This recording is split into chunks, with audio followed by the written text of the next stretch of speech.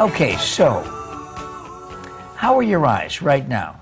You're watching television, and you may say, you know what, I really stayed up too late last night, and I shouldn't be watching television at great length. I don't know, but fortunately, because we have this series going now with optometrists and eye specialists from all over the valley coming in to visit, we'll get the answers for you. Arizona Eye Health Awareness, represented by one of the eye health doctors, Dr. Frank Akers, practicing in Mesa. Yes, sir. My eyes are tired. We hear it constantly. You hear it even more constantly. Why? The eyes get tired for a number of reasons. Number one, they were designed to be looking at multiple distances, either far away, up close, and everything in between. Today, society, so much of what we do is right here on a computer screen, right up here doing paperwork. And so what happens is, when I'm looking at a distant object, in order for me to get a 3D image, our eyes will actually be looking straight ahead at that image. But if we have to look up close, they actually have to converge or cross just a little bit. Well, generally, the natural position of rest for the eyes is straight ahead. So they kind of want to constantly head back out. But if that happens, you're going to induce some symptoms that we'll be glad to talk about, but what will happen is your eyes will start to actually fatigue and get really tired because they're constantly having to refocus on that image that's in front of them. Yeah, and since you're not going to change technology and you're not going to change our lifestyles, what can we change in order to not necessarily have such fatigued eyes as often as we do? That's a great question, and you're right, we're not going to change technology. In fact, in my exam room, I look at a computer screen all day long, so I'm just as guilty of this. But what happens is, one thing, first of all, you really need to get in to see your optometrist, because if you have some uncorrected refractive error, whether you're farsighted, nearsighted, or need reading glasses, that needs to be taken care of first.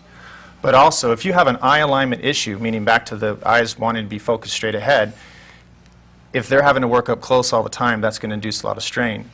In our last segment, we talked about lenses not being all created equal. We actually have lenses that help the eyes stay at their natural position of rest, but actually focus on that computer screen. So they're not having to work. Even if I'm spending hours, as so many people do in the office, in front of the computer screen, or in our case, sometimes we're just spending hours watching television video. Absolutely, absolutely. Yeah. And you still need to take breaks, and it's very, very important to take breaks. How often?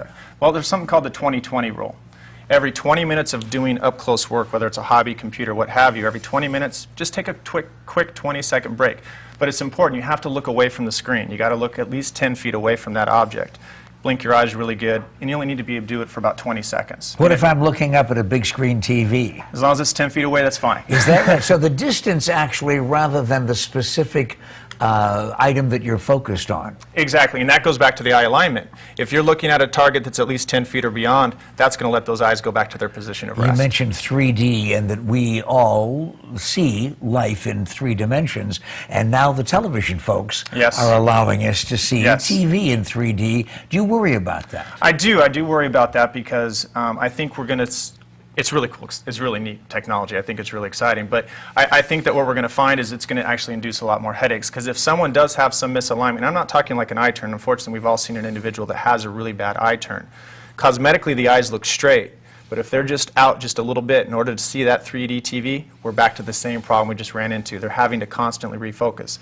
It's kind of like you're in good shape. If I gave you a 5-pound dumbbell to curl it, you could do it, no problem, until I asked you to do it all day long. That's what's happening when we're looking at a computer screen. We're asking these eyes to constantly refocus. So how do I know, though, that my eyes are excessively tired? Sometimes I know that in my own family it manifests itself with headaches.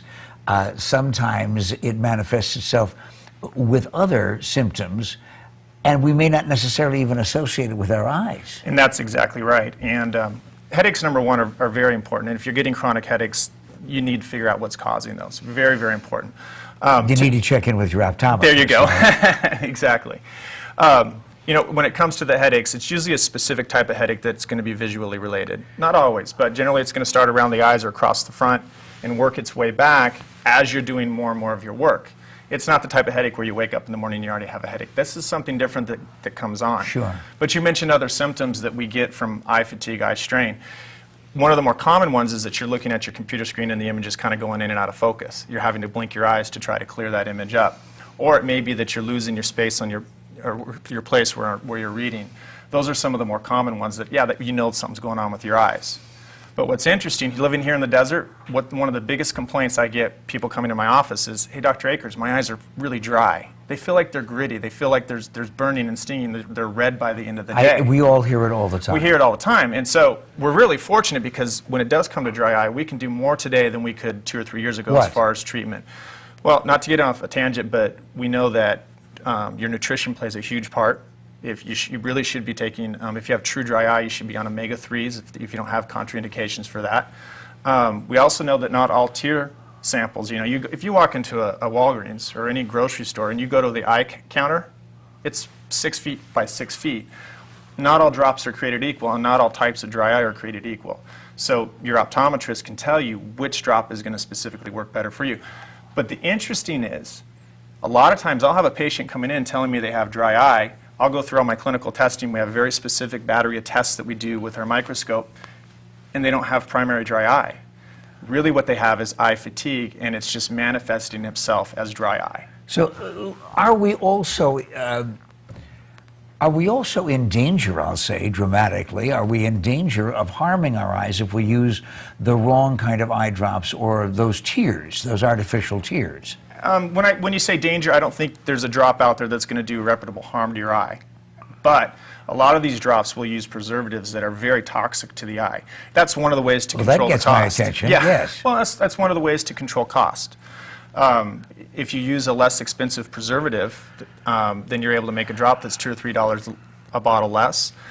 But really, if you're having to use that drop and you're putting it 3-4 times a day, you're really endangering yourself. The worst drops are the drops that say get the red out. You just don't want to use those on a regular basis. Well, thank you for the general rule. And by the way, I don't have to tell you, since you are a doctor that works in the optometric field, that an awful lot of people who are watching today are the same ones who come into your office and say, you know what, I'm here because my spouse dragged me in, but I know you want to sell me glasses. That's the only reason why it is that you're going to examine me and tell me that I have to have a different prescription. And that is the generality that a lot of people make. It is, and it's unfortunate. All the physicians that I work with, when you come in, if you don't need a change in your prescription, that's great. But there's so much more else that goes on during an eye exam that people take for granted. They think that that's really what we're doing, is we're just here to prescribe glasses. And that is an important part, especially if it's going to take care of your symptoms. But we're looking at eye health. In fact, some of the later segments, we're going to talk about some really serious conditions, macular degeneration, and what types of testing that can be done with that.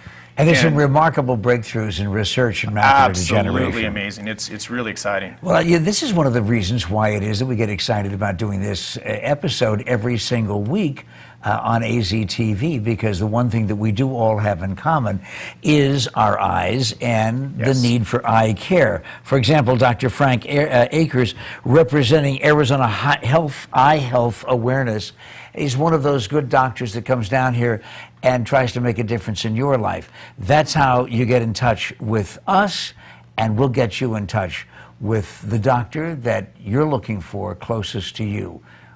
Remember, we're going to be taking care of you intellectually and physically every single day, but your eyes once a week at aztv.com and the McMahon Group.